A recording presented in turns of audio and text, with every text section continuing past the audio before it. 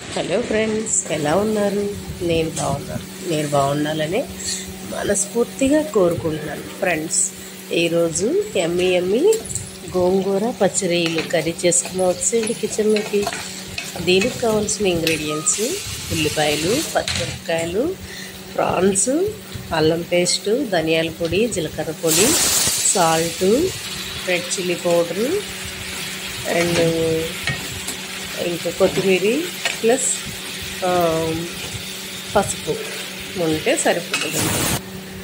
ఇది 1 బై 1 మనకు ఫ్రై అయిపోయిన తర్వాత ప్రాన్స్ నీట్గా క్లీన్ చేసుకొని నేను 1 కేజీ తీసుకున్నానండి. అది 1/2 కేజీ అయినాయి.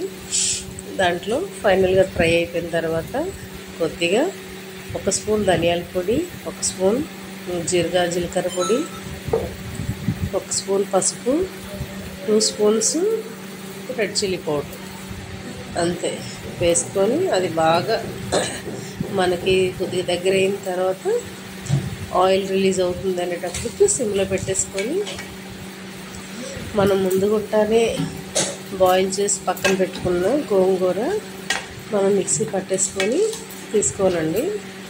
అది ఫైనల్గా ఈ ప్రాన్స్ కర్రీ దగ్గరికి అయిన తర్వాత కొద్దిగా కొత్తిమీర వేసుకొని మనం కలిపేసుకొని లాస్ట్గా మనం గోంగూర వేసుకుంటే మనకి వేడి పచ్చడిలు గోంగూర రెడీ అయిపోద్దండి. దీనికి పెద్ద ఫ్రాన్స్ కన్నా కొంచెం మీడియంలో ఉన్న ఫ్రాన్స్ అయితే బాగుంటుంది.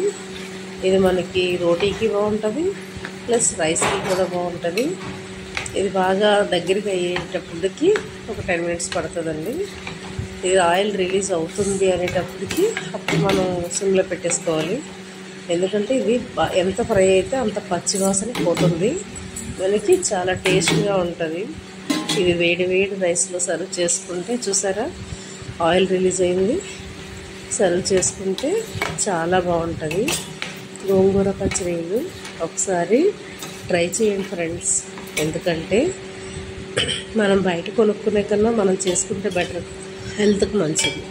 ఈ వీడియో నచ్చితే లైక్ చేయండి, షేర్ చేయండి, సబ్స్క్రైబ్ చేయండి. మీ ఫ్రెండ్స్ అండ్ ఫ్యామిలీకి షేర్ చేయండి.